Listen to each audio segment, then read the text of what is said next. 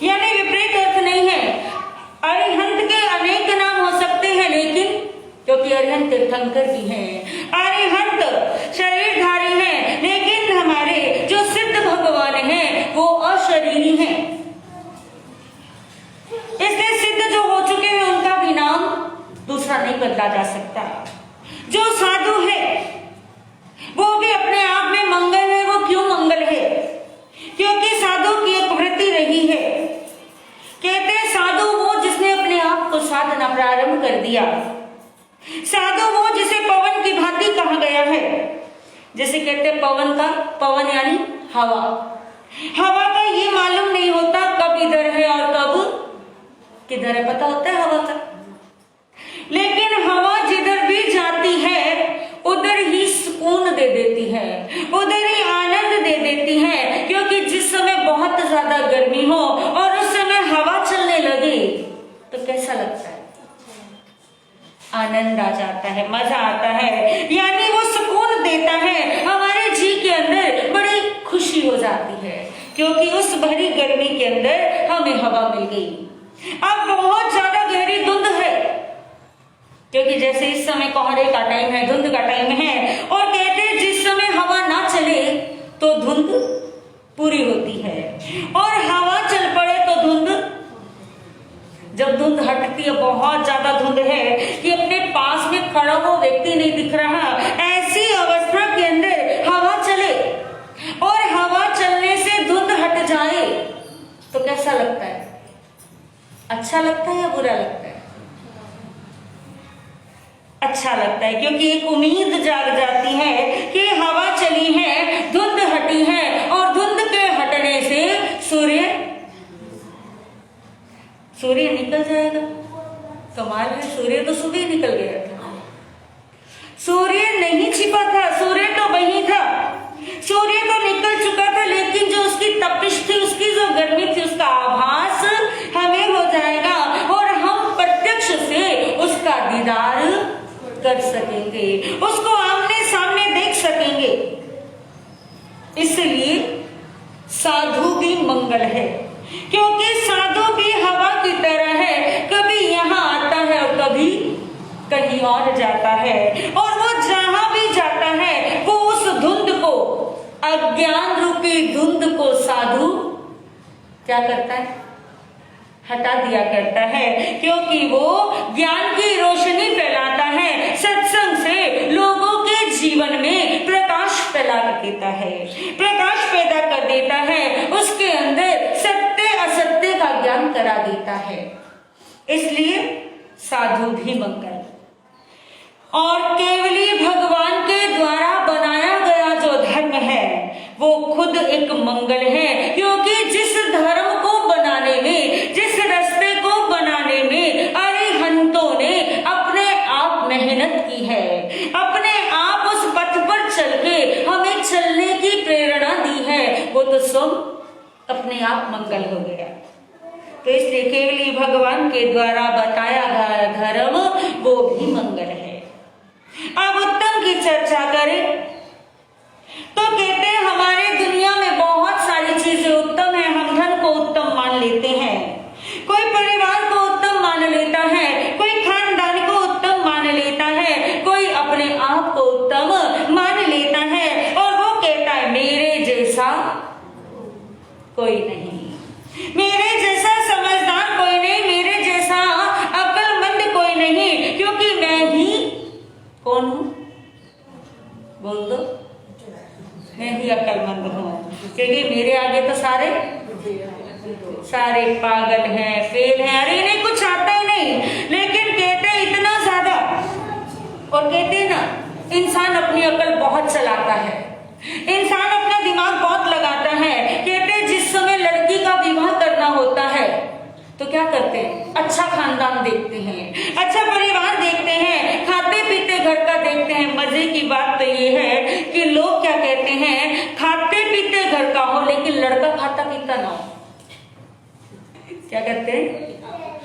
लड़का मतलब लड़की का जो पिता है वो जब ढूंढने चलता है किसी लड़के को तो क्या कहता है? लड़का खाता पीता हो, सॉरी, लड़के जो लड़का है उसका लेकिन लड़का खाता पीता ना हो।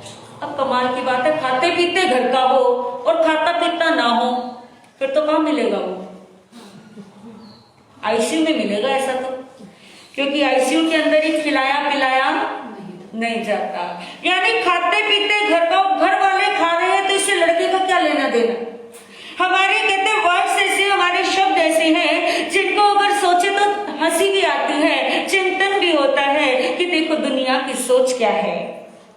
कहते पैसे को हम क्या बताते हैं, जो पैसा है धन है वो क्या बताते हैं हम? अपने हाथों का क्या कहते हैं हम लोग? ये तो हाथ की मैल है, हाथ की मैल है। कमाल की बात है, कहते हैं हमारे हाथ की मैल है, यानी धन जो है, पैसा जो है वो हमारे हाथ की मैल है। तो फिर जो चीज मैल है, मैल को बड़ा समेट के रखते हो आप लोग। हाथ की मैल है यानी जो आपके हाथ से मैल उतरे, जो मैल आपके हाथ से उतर रहा है, अभी हल्का सा पसीना आया और पसीने आने के बाद आपने उसको ऐसे रगड़ना शुरू किया और जिस समय रगड़ा तो वो काला काला सा मैल उतरना शुरू हुआ, उसे रख लो अपने पास। हाँ, पूजा रखेंगे। और पैसा क्या है हमारे? हाथ का मैल है। कमाल की बात है, जब आपका हाथ का मैल है तो वो ही हाथ का मैल है और वो मैल नहीं है, ऐसा क्यों? उस मैल में क्या फर्क है, इस मैल में क्या फर्क है? मैल तो मैल है। और एक तरफ जिस समय आप दिवाली के समय आता है और उस समय लक्ष्मी जी की क्यों करते हैं? लक्ष्मी जी की पूजा क्यों करते हैं उस समय? कौन आए? यानी लक्ष्मी जी की पूजा करते हैं। लक्ष्मी जी को, लक्ष्मी जी से हम धन मांगते हैं, लक्ष्मी जी से दौलत मांगते हैं, लक्ष्मी जी से नोट मांगते हैं। अब कमाल की बात है, एक तरफ आप धन को लक्ष्मी कहते हैं और दूसरी तरफ अपने हाथ का मैल बता रहे हैं। एक चीज निश्चय कर लो ना, अगर मैल है तो उसे हाथों में मत लेकर आओ, उसके प्रति भागो मत। यानी हाथ के मैल के पीछे इस कदर पागल हो चुके हैं कि हमने सोना, जागना, उठना, बैठना, खाना, पीना सब क्या कर दिया? क्या कर दिया? सब गवा दिया। यानी सत्संग जाना हो और एक तरफ कमाना हो तो किसको पसंद करेंगे? एक तरफ सत्संग जाना है और एक तरफ कमाना है, क्या पसंद आएगा? कह दो कमाई लो, सत्संग तो बाद में सुनते रहेंगे, सत्संग का क्या है। तो कहते हैं कि जैसे जब लड़की का विवाह करना है तो हम अच्छा खानदान देखते हैं, राज से सुख देखते हैं, राज से सुख वैभव की कामना करते हैं कि क्या हो, खानदान बड़ा अच्छा हो। लेकिन एक बात बताना, बात बहुत सच्ची है और बात बहुत पते की है कि राजा जनक ने सीता मैया के लिए कौन सा घर ढूंढा था?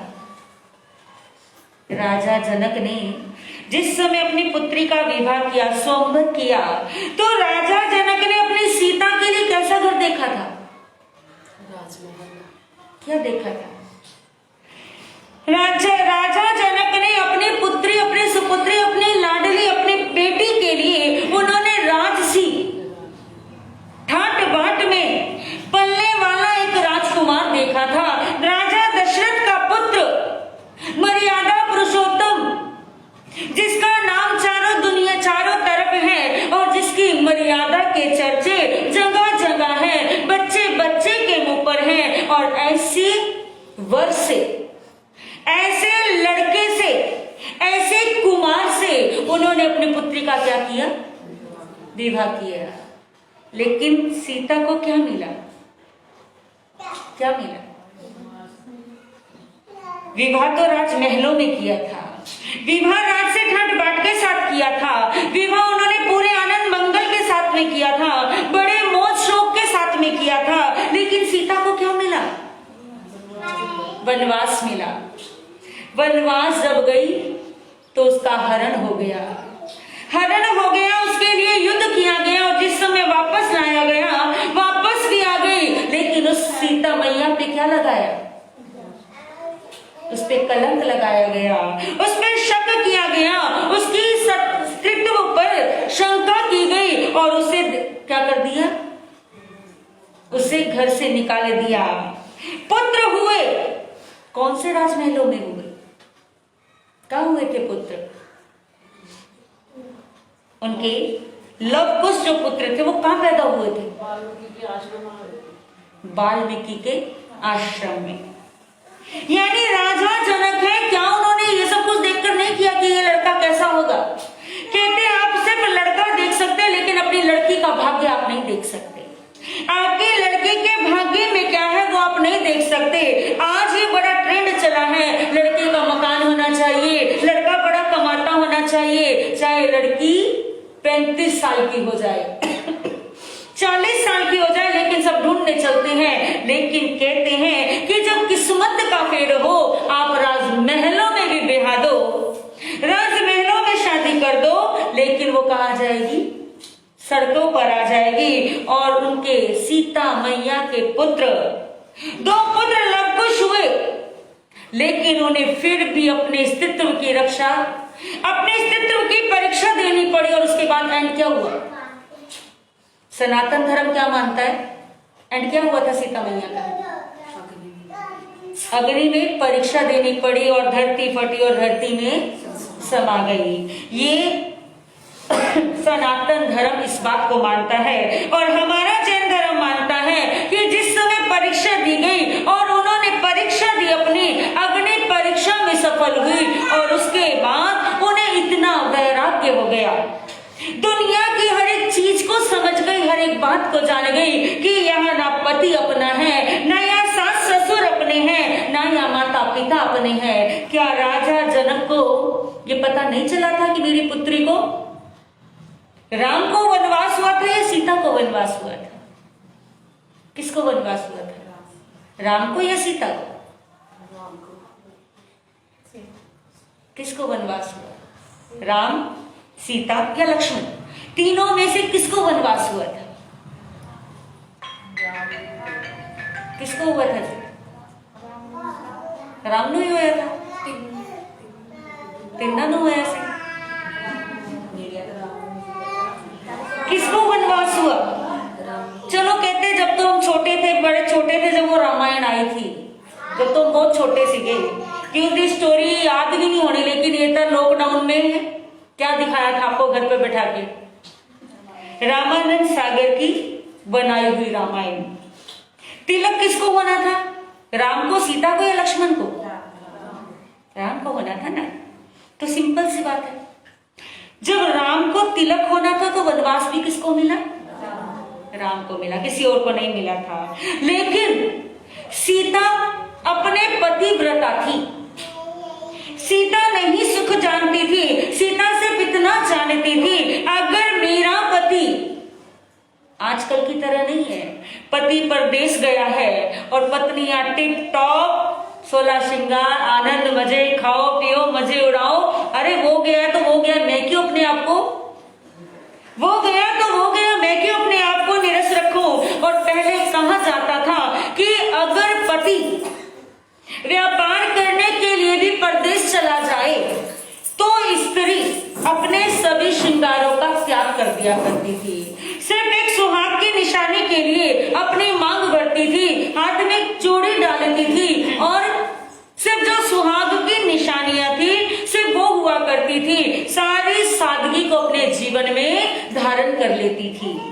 वो गद्दे का भी यानी बेड का भी त्याग कर देती थी, क्योंकि वो सोचती थी ना जाने मेरे पति को कितना दुख होगा, मेरे पति कहाँ विश्राम कर रहे होंगे, और उसकी कामना के लिए वो गद्दों का त्याग करती थी, सारे सुख सुविधाओं को छोड़ दिया करती थी, और भोजन भी निरस करती थी, बहुत ही देखभाल के करना, क्योंकि राजाओं का भोजन बड़ा पौष्टिक होता है, राजाओं का भोजन बड़ा गरिष्ठ होता है। परंतु जिस समय पति बाहर जाता था तो वो एकदम सादगी में आ जाती थी, वस्त्र उनके सादगी में हो जाते थे, उनका खान पान सादगी में हो जाता था।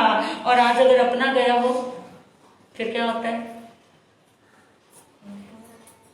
कहते घर में, मैं कई बार एक चीज सोचती हूँ, चिंतन चलता है मेरा कि हमारी बहनें जो अपने घरों से बाहर निकलती हैं, किसी पार्टी में जाना हो, शादी ब्याह में जाना हो, कहीं जाना हो, बड़ी टिप टॉप होके जाएंगी, इतनी ज्यादा श्रृंगार करेंगी, इतने ज्यादा अपने मुंह को लिपेड़ेंगी, लपेटना ही है क्योंकि वो पोथा ही, इतने ज्यादा ये क्रीम वो क्रीम, ये फाउंडेशन वो फाउंडेशन, इधर लगा उधर लगा ऊपर लगा नीचे लगा, यानी बुत्थे को अपना चेहरा और उसको एक डुप्लीकेट चेहरा बना के तैयार कर लेंगी। तो किसे दिखाने जाते हैं हम अपना वो चेहरा, वो इतने अच्छी अच्छी पोशाक किसे दिखाने जाते हैं? कहते हैं स्त्री किसके लिए सजती है जब उसका विवाह होता है? वो किसके लिए सजती है? किसके लिए सजती है? पति के लिए सजती है। और घर में पत्नियों की हालात देख लो, जब पति महोदय घर पे आते तो हालात देख लो कि कई बार तो वो भी देख कर डर जाए कि कौन भूतनी आ गई। क्योंकि जिस समय हमारी बहनों का कहना होता है महाराज हमें तो कई कई दिन अपने बाल भाने की भी फुर्सत नहीं है, यानी वो बाल भी नहीं भाती और चेहरा भी, नहाना तो पड़ता है लेकिन चेहरे पर भी 12 बजे होते, यानी चेहरा भी ऐसा ही है मुरझाया सा, और पति महोदय जब आ जाए तो और ज्यादा मुरझाया ही मिलेगा, खिला हुआ तो मिलने से ना। तो फिर जब बाहर निकलते हैं तो किसको दिखाते, किसको दिखाने के लिए निकलते हैं? और सजना किसके लिए है? पति कहाँ है? पति कहाँ है? कहते सजना किसके लिए? सजना किसके लिए? अपने सजना के लिए। और सजना कहाँ है? घर में। चल दुकान पे तो कितने घंटे होगा? चलो ठीक है आप दुकान पे भी जाओ, तो दुकान पे भी कैसे जाओगी? चलो दुकान पे चल पड़ते हैं, दुकान पे है सजना आपका, तो दुकान तक भी अगर आपको जाना पड़े तो भी कितना श्रृंगार करके जाओगी?